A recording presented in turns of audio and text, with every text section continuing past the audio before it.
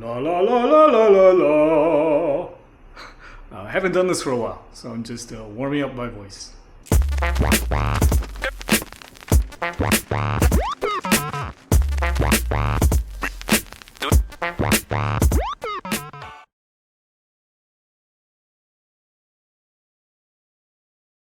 Hey everyone, what's up? This is Eddie. It's been a minute since I've done the triathlon, but I'm back with a new project. This time, I'm building a new bike. And notice that I said I'm building a new bike, not buying a new bike. And that's because I'm building this bike around a brand new carbon fiber frame from a Chinese manufacturer that I bought directly from the factory. It's the Longteng RD301-D. It's a relatively new frame available from Longteng. I haven't seen that many people buy and ride this frame, so this will be pretty interesting. And I'm sourcing all the other components separately and building it around the frame. All those components are custom to all the specs that I want, so it really is truly a custom build. I'll talk at some point about why I chose this frame, why I chose certain components, building the bike, and also riding the bike, but that's for later on. Today, it's all about the unboxing. So very quickly, before we get to the unboxing, here's some quick info about the frame. It's from a Chinese OEM manufacturer called Longteng. They're based in southern China. They produce carbon fiber bike parts, including road, mountain, and gravel carbon fiber frames. They don't have their own consumer brand. They focus on OEM business, but they will do one-off direct-to-consumer sales. Now, this particular frame, the 301-D, it's marketed as an all-rounder. And as you might expect from a versatile all-rounder bike, it's got mounts all over the frame, and something really cool is it's got this whopping 38 millimeter tire clearance.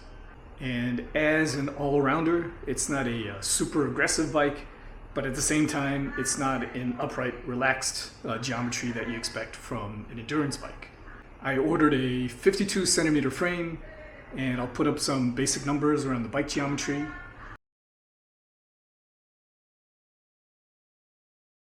If you want more details around the geometry details, I encourage you to go to the Longteng website. It's on there. Or simply go to geometrygeeks.com, where you can do all sorts of comparisons. And this actual frame is on Geometry Geeks.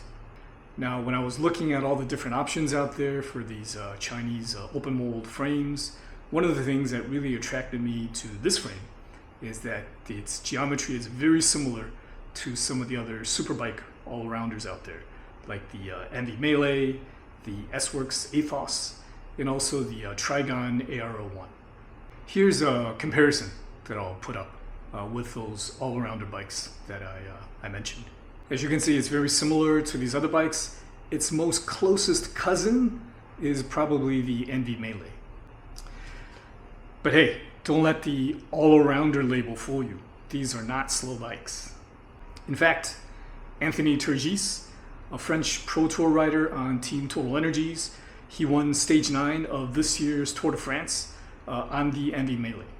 And this stage was the gravel stage, fittingly for an all-rounder bike with wider tire clearance. But this frame, the 301, cost a fraction of the cost of something like the Envy Melee. In fact, I paid just a little over $500 US for this frame that came with some other bits and pieces, and that is about 10 to 15% of the cost of the Envy Melee. Of course, I don't know if it rides as well. I'll have to build it up and see, but at least on paper, for a bike with similar geometry, a little heavier, I'm happy to pay 10% of the cost of the Envy Melee. So again, I'll do a build video, I'll put the bike through its paces and do a ride review, but now let's get to the unboxing. This is also the first time I'm seeing the frame, so you're seeing it with me. I'm literally going to take it out of the box and see it for the first time. Let's go. So let's start with the exterior, the box itself, the packaging. It's very compact, pretty small, pretty slim.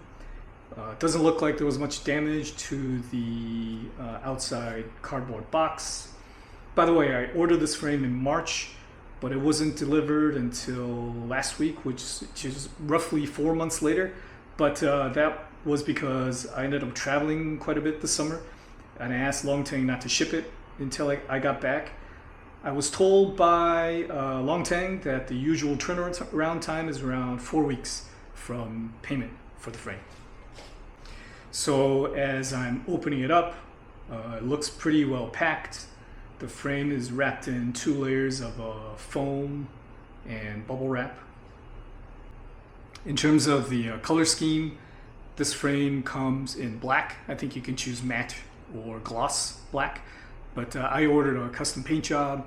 I spent quite a bit of time just figuring out what I wanted it to look like, but in the end, I wanted something low-key, but not something as stealth as just a pure black bike. So I ended up with a kind of a metallic gray with some black stripes, as you can see here. I gave Longteng a Pantone color code, and I was worried whether, how it would turn out, but actually it turned out pretty well. I think it looks beautiful color-wise. It really came to life the way that I envisioned it would look like. Paint quality seems really good. The paint is pretty even around these bottle cage mounts. The decals turned out okay. I mentioned the Pantone color code. I gave them the font to use, and these decals are pretty personal. FYI, they're my kids' initials, and these are also the coordinates for where I live. So very personal decals, which is pretty cool, I think. So let's look at all the mounting bolts.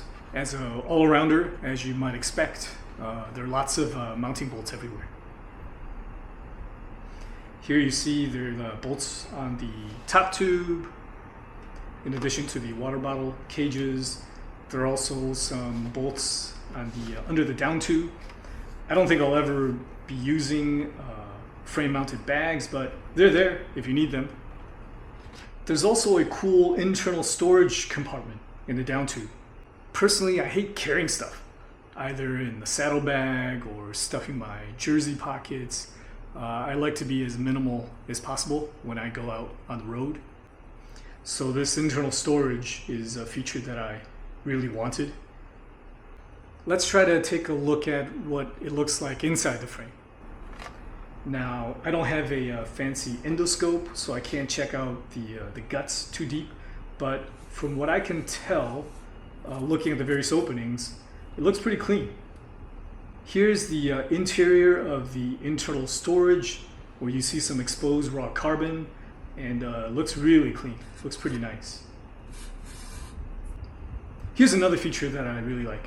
The T47 threaded bottom bracket. It's super beefy, it helps with stiffness, and the carbon layup is fitted around a pre-built threaded shell. So there should be 0 issues with bottom bracket fit. Okay, for the weight weenies out there, let's check out the weights. The frame weighs 978 grams with paint. The fork weighs 400 grams, but notice that it's uncut, so I think it'll be much less than that once it's been cut down. Here's a comparison that I'll put up of the claimed weight and the actual weight. And as you can see, the actual weight of the frame came out slightly under the claimed weight, and this is with paint.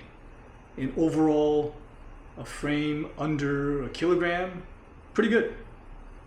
The fork actual weight came out slightly over the claimed weight, but as I mentioned, right now it's uncut. So once it's been cut down, I think it should be pretty close to the claimed weight. So overall, I'm pretty happy with the weight. It's not as light as some of the super climbing bikes, but overall, fits what I'm looking for, a frame under 1 kilogram. So what are my overall first impressions after spending 10-15 minutes with the bikes out of the box? I'm impressed. I think it exceeded my expectations. It's billed as an all-rounder, which means that it checks a lot of different boxes. So for example, it's light. The frame is under 1 kilogram. Although it's not as light as some of these super climbing bikes out there, but with a frame weight under 1 kilo, that's pretty good.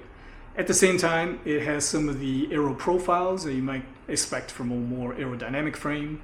Certainly it's not a pure aero bike, but it does have features like an oversized head tube, oversized tubes with rounded edges. There's a lot of tapering around the frame. And the quality of the finish, the paint job, looks really good.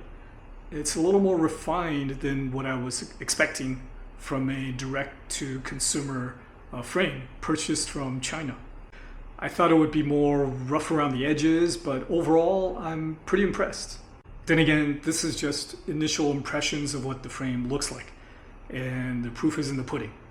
I'll have to build it up and ride it to see what it's really like, of course.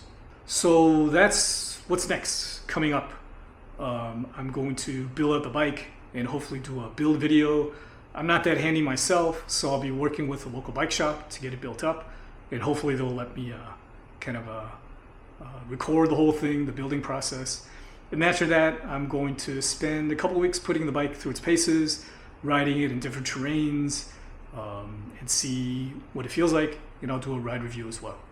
But in the meantime, I hope you enjoyed this unboxing video. I can't wait to build a bike and ride it. And until then, peace.